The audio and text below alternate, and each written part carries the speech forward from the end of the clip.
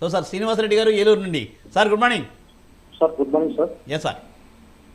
Sir BDL ఇప్పుడు present తీసుకోవచ్చా shares? BDL వచ్చేసి సిల్వర్ గోల్డ్ ఫ్యూచర్ లో బై చేయొచ్చా? చెప్పండి sir.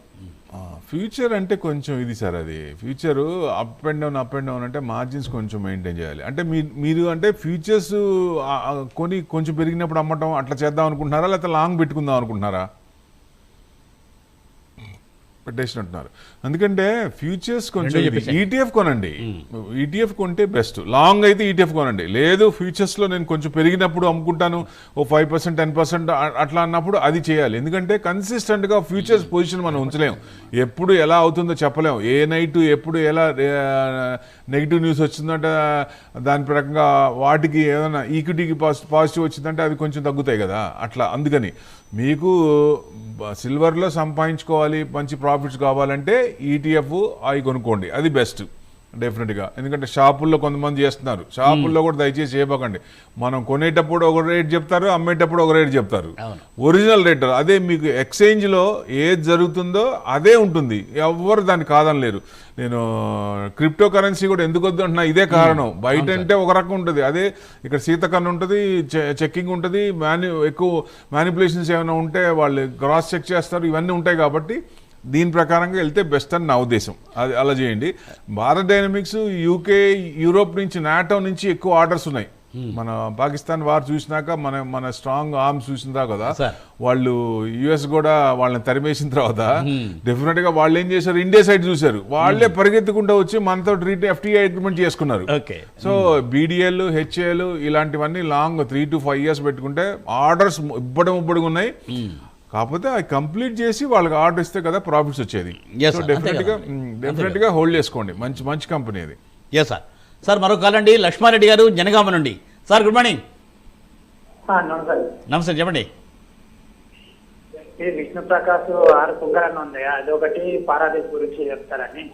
Vishnu Prakash Paradip port. Vishnu Prakash are పులింగా, ఇంకోటి ఏంటి పరదీప్ ఫాస్ఫేట్ ఏమో. పారాదీప్ ఫాస్ఫేట్ ఎంతలో కొన్నారండి? ఫ్రెష్ బయింగా లేకపోతే ఆల్రెడీ ఉన్నాయా మీ దగ్గర? ఆల్రెడీ ఉన్నాయండి. విష్ణు ప్రకాష్ కొంచెం హై రేంజ్ లో కొన్నాం. హైలో కొన్నారు. 330 కొన్నాం. ఇప్పుడు అదేమో 30-40 రూపీస్. అదే ఇన్ఫ్రాస్ట్రక్చర్ డెవలప్మెంట్ కొంచెం డౌనే ఉంది సార్, వీకే ఉంది కంపెనీ. సో అంటే ఇంత స్ట్రాంగ్ అనిపించట్లే నాకు. బయటికి రావటం బెస్ట్.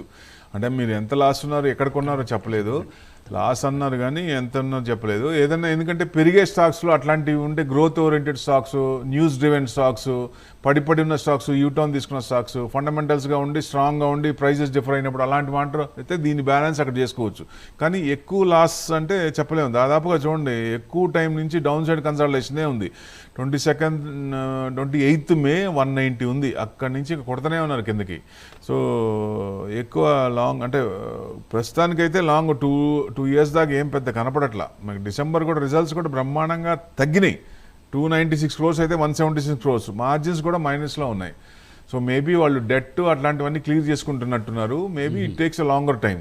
మీరు తక్కువ లాస్ ఉంటే లేదా ఇది నేను కవర్ చేసుకుందాం అనుకుంటే వేరే దాంట్లో ట్రై చేయడం మంచిదని నా ఉద్దేశం. Paradip phosphates is good company, doubt లేదు. 122 ఉంది, 1.6% పెరిగింది సార్. ఇది బ్రేక్అవుట్ అయింది. మీకు ఆల్రెడీ ఉన్నా వెయిట్ చేయండి, మీకు 160 దాకా రావచ్చు. Long consultation. ఎందుకంటే మీకు 160 క్రాస్ అయిందంటే నెక్స్ట్ డబుల్ టాప్ ఉంది. 228 1st September, 231 3rd August. So ఈ 6th August. సో డెఫినెట్గా మళ్ళీ అక్కడ వరకు ఈ లెవెల్ క్రాస్ అయితే అక్కడ దాకా వెళ్ళొచ్చు. ఇది మటుకు వెయిట్ చేయొచ్చు హ్యాపీగా. యావరేజ్ చేయాలంటే ఎక్కడికి? యావరేజ్ చేయాలంటే చెప్పాను కదా, యావరేజ్ అంటే మీకు బ్రేక్అవుట్ అయింది 126 130. 126 130 క్రాస్ అవుతున్నప్పుడు లేదా ఆ రేంజ్కి వచ్చినప్పుడు యూటర్న్ తిరగకుండా అప్ ట్రెండ్ ఉన్నప్పుడు అప్పుడు యావరేజ్ చేసుకోవచ్చు. రైట్ అండి సార్, అదే నేను సూచన. సో సార్ మరో కాల్ అండి, భాస్కర్ గారు. సార్ నమస్కారం. నమస్తే అండి. సార్ విక్రమ్ సోలార్ షేర్ చేసి హిందుస్థాన్ కాపర్ 4. విక్రమ్ సోలార్ కొంచెం స్లోగా చెప్పండి. Vikram solar, Hindustan copper 4. Okay. ఏంటి సార్ హోల్డ్ చేస్తున్నారా, ఏంటి పొజిషన్ ఏంటి? ఈ hold sir Vikram solar individual ఫ్యూచర్లు ఉన్నాయా సార్ ఏమన్నా క్లారిటీ లేదండి. వాయిస్ క్లారిటీ రావట్లేదండి. సార్ మీ వాయిస్ క్లారిటీ రావట్లేదు. విక్రమ్ సోలార్ మీరు హోల్డ్ చేస్తున్నారా? సార్ విక్రమ్ సోలార్ హోల్డ్ చేయొచ్చా సార్? ఎంతలో? ఇప్పుడు ఫ్రెష్ బైల్ fresh buy. Okay, right. Sir Hindustan copper? Hindustan copper already ఉన్నాయి సార్, నేను 470 తీసుకున్నాను. హోల్డ్ చేస్తా సార్. అమౌంట్ ఎంతలో తీసుకున్నారండి? 470. 470. ఓకే. ల్యాంకో? నాలుగు వచ్చేసి 380 తీసుకున్నాను సార్, అది కూడా హోల్డ్ చేస్తాను. Okay, right. సార్ చెప్తారు వినండి. విక్రమ్ TV mute సోలార్ 1.7% పెరిగింది, 222 ఉంది. ఇది లాంగ్ పర్వాలేదండి ఇది మన సోలార్, ఎందుకంటే జనరేషన్ పెరుగుతున్న కొద్దీ వాటికి మనకు పొల్యూషన్ లేకుండా ఉండడానికి సోలార్ని బాగా ప్రమోట్ చేస్తుంది గవర్నమెంట్ కూడా, డిస్కౌంట్లు కూడా ఇస్తుంది. ఇండివిజువల్గా ఇంట్లో కూడా మనం పైన ఇది పెట్టుకోవడానికి కూడా కొంచెం ఇది ఉంది. సో అట్లా పెరుగుతుంది కాబట్టి కొంచెం పర్వాలేదు. సోలార్ పీవీ మాడ్యూల్స్ అవన్నీ ఈపీసీ అన్నీ చేస్తారు, ఓఎంఎం సర్వీసెస్. సో డెఫినెట్గా మీకు ఇది విక్రమ్ సోలార్ బ్రేక్అవుట్ అయింది. లాంగ్ టర్మ్లో మీకు 300-350 దాకా రావచ్చు లాంగ్ టర్మ్లో. సో డెఫినెట్గా హోల్డ్ చేసుకోండి, మంచి కంపెనీ. నాల్కో 424 ప్రాఫిట్లో ఉన్నారు. 370-380 అన్నట్టున్నారు. 1 ఇది బ్రేక్అవుట్ అయిందండి, 450 దాకా రావచ్చు. ట్రెండ్ అప్పే ఉంది. సో ఈ క్వార్టర్ కూడా బాగుంటే మీకు ఆ లెవెల్ క్రాస్ అవ్వచ్చు. ఆ లెవెల్ 451 క్రాస్ అయితే నెక్స్ట్ మీకు 475 దాకా రావచ్చు. లాంగ్ హోల్డింగ్ పెట్టుకోవచ్చు. హిందుస్థాన్ కాపర్కి డిమాండ్ ఉందని చెప్పాం కదా, 700 దాకా వెళ్ళి మళ్ళీ వెనక్కి వచ్చింది. సో మళ్ళీ ఇప్పుడు ఆ హై దాటినప్పుడు మళ్ళీ నెక్స్ట్ 4 డిజిట్ దాకా వెళ్ళే ఛాన్సులు ఉంటాయి. కాపర్ డిమాండ్ ఉన్నంత వరకు కాపర్కు ఆల్టర్నేటర్ వచ్చే ఛాన్స్ లేదు. సో ఇండస్ట్రియల్ యూసేజ్ పెరుగుతుంది కాబట్టి సో డెఫినెట్గా ఇది ఆల్రెడీ కొన్నారా? ఇది ఉందండి, 470లో హోల్డ్ చేస్తున్నారు. 470 అంటే ప్రాఫిట్లోనే ఉన్నారు. ఉన్నాయి సార్. అంటే 470లో కొన్నప్పుడు మీరు 760కి వెళ్ళింది 29 జనవరి. Okay. ఎందుకని అమ్మలేదు సార్ మీరు? ఎవరు ఎప్పుడు చెప్పినారు మరి? అంటే రీసెంట్ కొన్నారా అంతకుముందు కొన్నారా? 4 అంటే రీసెంట్ కొంటే మీకు అంత ఇక్కడ ఒక్క నిమిషం అండి, 463 మార్చిలోనే కొనాలి కొంటే. ఓకే, లాస్ట్ అప్పుడే వచ్చింది. సో డెఫినెట్ గా మీకు మేబీ బహుశా ముందే కొని ఉంటారు. బట్ ఎప్పుడైనా సరే గుర్తుపెట్టుకోండి, ఒక రేంజ్ మంచి రేంజ్ ప్రాఫిట్ గ్రాఫ్ ఉన్నప్పుడు 50% మినిమం అన్నా తీసేయండి. అప్పుడు ఏమవుతుందంటే మళ్ళీ కిందకు వచ్చినప్పుడు కొనొచ్చు కదా, రీట్రేస్మెంట్ అయినప్పుడు కొనొచ్చు. సో మళ్ళీ హై రీటెస్ట్ అవుద్ది, రీటెస్ట్ అయినప్పుడు మనకి హ్యాపీగా ఉంటుంది. That's the main thing. Right sir, అదండి సూచన. సో సార్ మరో కాల్ అండి, వెంకట్ గారు విశాఖపట్నం. సార్ వైజాగ్ నుండి వెంకట్ గారు, నమస్తే. Good morning sir. Yes sir, చెప్పండి. ఆర్ పవర్, ఐడా, IDBI bank sir. R power వచ్చేసి అండి, ఐడా యావరేజ్ అండి, ఐడిబిఐ బ్యాంక్ రెండోది వినపట్లేదండి, ఒక్కసారి మాకు. ఐఆర్ఈడిఏ. సార్ ఇప్పుడు ఇవన్నీ హోల్డ్ చేస్తున్నారా లేదంటే ఫ్రెష్ అనుకుంటున్నారా?